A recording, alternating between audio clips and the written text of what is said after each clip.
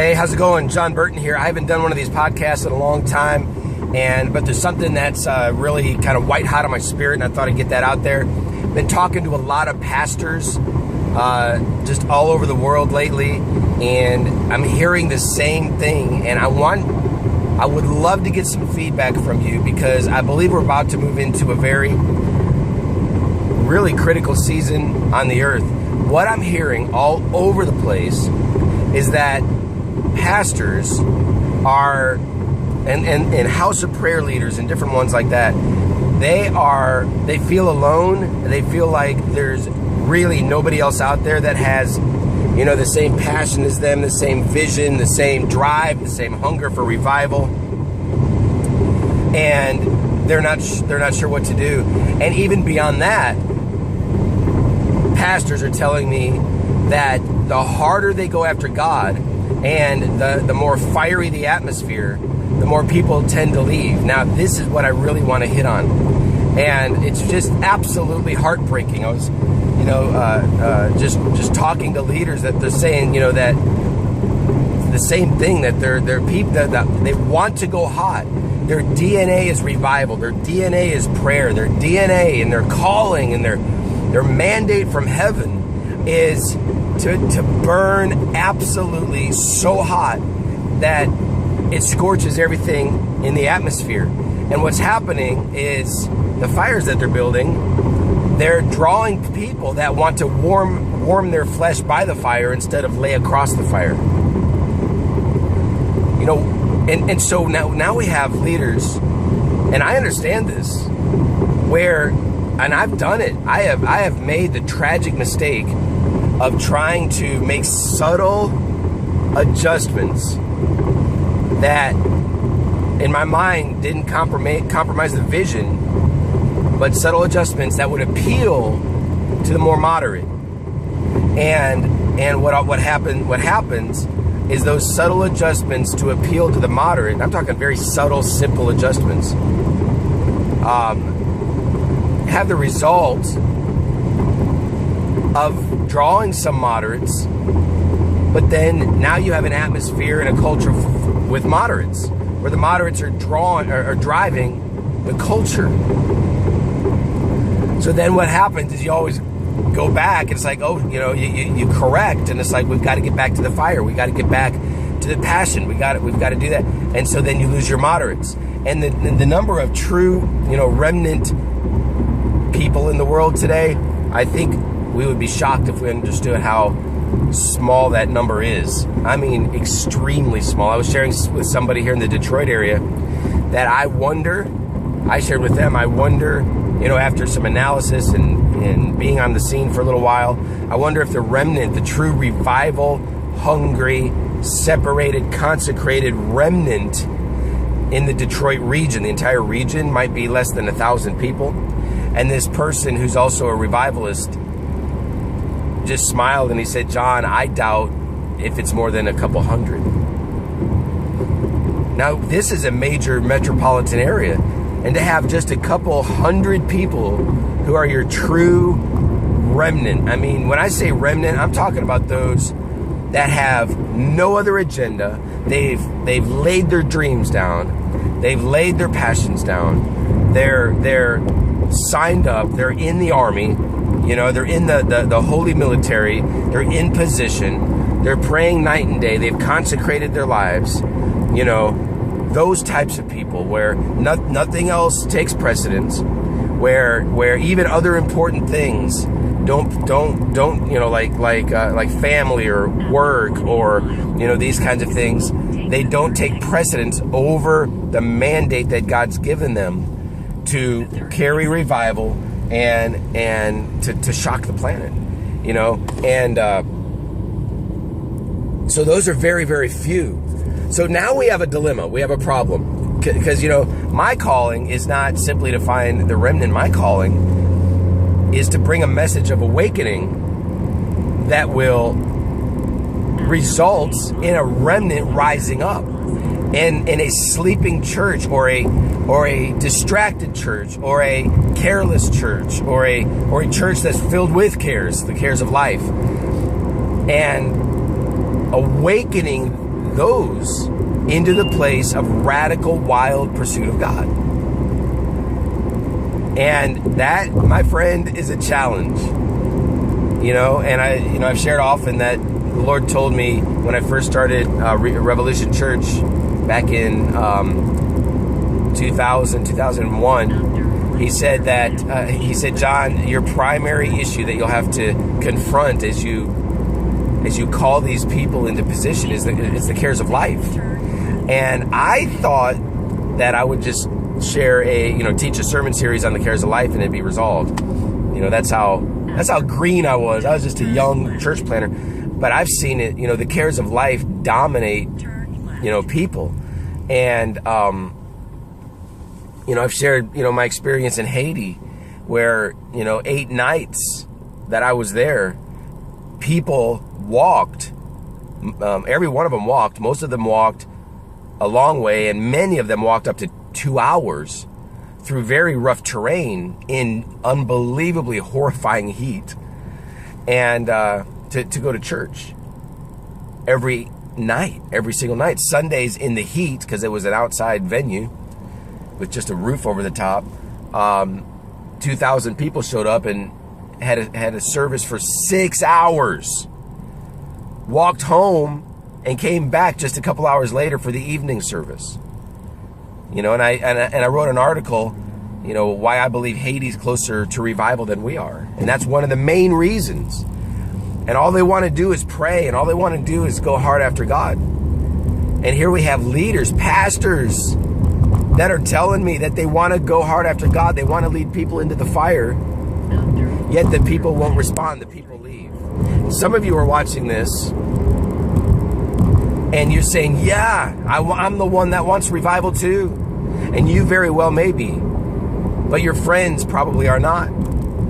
Or can I challenge you by saying, you may not be as much as you think you are. Because what happens when all of your pet philosophies and pet ministries and pet programs, and what happens when all of that is removed and we just hit our face and pray? What happens when you're not affirmed and when you're not promoted and when you're not, what happens when that's not going on? Will you still contend in the place of prayer? And man, this is absolutely heartbreaking. It's devastating. But the good news is that the few that remain, they'll turn the world upside down. The problem is we have discouraged pastors out there, because the people are not responding to the call to fire, to the call to battle. And we're in a sacred assembly time of life. This is the era we're in, where we need to gather, the people. We need to gather the elders. We need to gather the moms and the nursing babes. I mean, how many times do we refuse to go to something, to go to a prayer meeting because there's no children's ministry? Oh my gosh, come on. We've got to break that off of us. The times are dire. I mean, things in the earth are crazy. I mean, I just saw in the news last night that, I don't remember what the number was, maybe 11, 12 airliners have been stolen. How do you steal an airliner?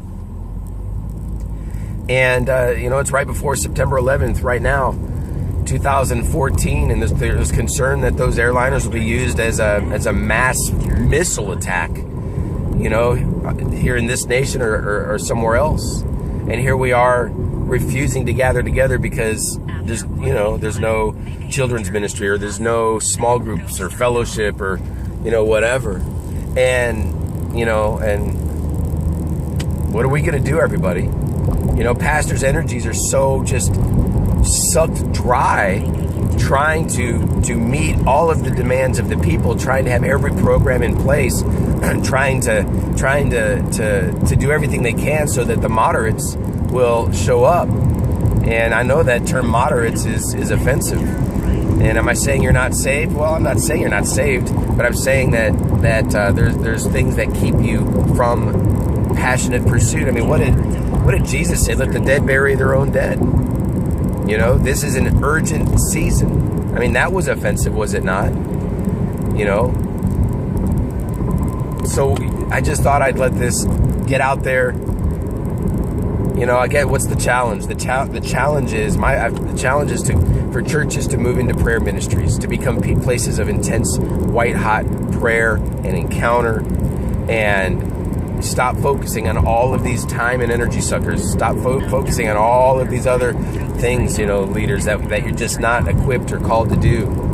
You know, I encouraged somebody recently, just take an analysis. You know, what has God called you to do? What is the crystal clear, pure mandate that He's given you? What is that? And focus on that. Then, you know, the second piece of advice is, are there other simple things that you can do to encourage people to connect? You know, to maybe some who are moderate, maybe they're on the fence, or maybe they're not in that zealous place.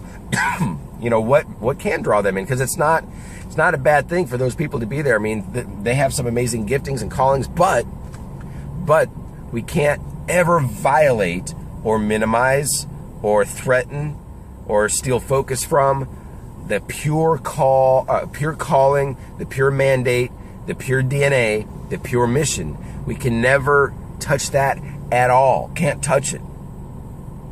So if any of these other things that we're trying to do to encourage the crowds to show up, if those things ever minimize the call, the DNA, you have to completely put that other thing on the shelf. You know, oftentimes I hear people say that, you know, new believers, you can't expect them to go into a white hot prayer meeting. It's just insanity for someone to say that. I was radically, you know, ignited in Jesus as a confused wanderer in the prayer room. And I believe if we had more salvations in the prayer room, everything would change, right? So, again, your encouragement, pray. Take Sundays and do nothing but pray. You know, a prayer meeting is your best barometer of who's hot and who's not. Who's going to stay, who's going to leave. Those that are burning for Jesus, they'll stay in the prayer meeting. They'll stay. They'll go hard. They'll contend. Even if they don't know how to pray, they'll hunger after Jesus. And those that don't want to, they'll leave. Let them leave. It's okay. So, what do you think about this? Again, there's pastors out there, they're craving to take their people into the deep. Yet, the people are leaving when they do. What do we do about this? I know your answer is, go ahead and let them leave, okay? Well, I agree. But what about you? Are you in a place that if everything was knocked down, and you know, it's what I call pavement people, the 2 Chronicles 7 pavement people, where they couldn't even enter the church because the glory of God was so intense and they hit the pavement outside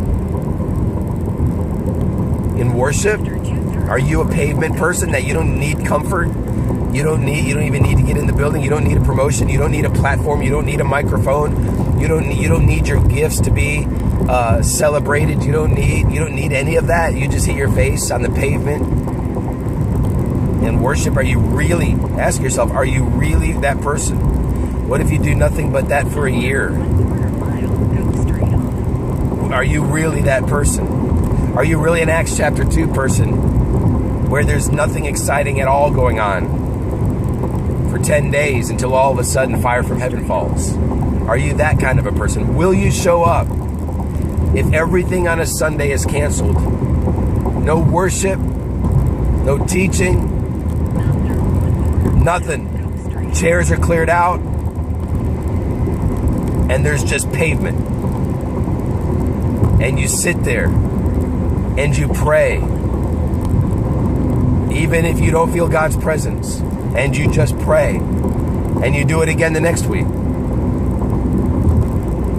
Do it 10 weeks in a row. Do it 6 months in a row. Would you really stay in that church? When your children are complaining that they're bored, would you really stay in that church? When suddenly you feel like you're not being fed, will you really stay in that church? By the way, hint, feed yourself. Feed yourself. There's too many resources in the world today. If you have internet, you have a never-ending buffet of the richest, most nutritious food out there. You can listen to sermons non-stop 24/7. Feed yourself. Quit having your pastor spoon feed you. Stop it. You should be able to last a whole year without any teaching in a church at all and still be a spiritual giant. Now, just to qualify, of course, I'm a teacher. I believe teaching is important. The Bible says it is. We need to sit under under apostolic instruction. There's other things that are important, but I'm just asking a question. What if nothing but prayer, let me just put it this way, what if nothing but boring prayer remained in your church for a year? Would you stay? Okay, if your honest answer is yes, then you're the type of person that's going to change the world. If your answer is no, that you need to be somewhere where you're fed, that you need to be somewhere where the kids aren't bored, you need to be somewhere where you have all these programs, then I'm sorry to tell you that you are not one at this stage of life that is a threat to the kingdom of darkness. After 2/3 of a mile, and straight on. I know it's direct. I don't want to be insensitive. I have kids. I understand. I really understand. I have a wife that gets frazzled when my kids are, crazy. We even have I'm merging just so you know, because there's a Starbucks over here. And we have children, we have toddlers, we have babies. We have one 1-year-old, we have a 4-year-old, And so I absolutely understand the craziness. I get it. I'm not being insensitive. I understand in a regular, normal, day-to-day life, it is really a good thing to have an opportunity to let the kids be in children's ministry and to have an opportunity to get away and be with the Lord. Okay, I get that. I really, really get that. So I don't want you to think that I'm not sensitive to that. I absolutely, completely, entirely am. I really, really am. But what happens? What happens if suddenly, 11 or 12 airplanes crash into buildings in every city, including here in Detroit? Would we then have the excuse that our children are bored with prayer, that our kids are crazy, that they can't sit still? Would we still refuse to go to the prayer meetings?